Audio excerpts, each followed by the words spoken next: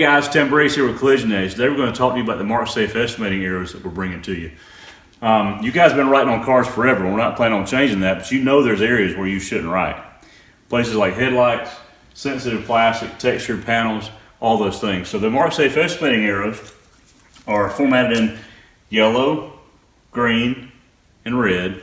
They fit on a 1-inch tape thing or a 2-inch tape thing. I can put two of them together here if I have two rolls. I can put both of them on a 2-inch tape thing or one on a 1-inch tape thing.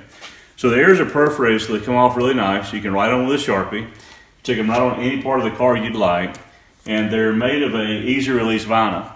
So the vinyl won't stick to the car, it won't leave any adhesive, any of that. What I do recommend as a quick tip is fold this edge, this corner, when you apply, so they're easy to pick up and get off. So that'll be better for your technicians. Anyway, so these products are going to help you a lot. So check us out. You'll see them at www.collisionedge.com. Thank you so much for your time today.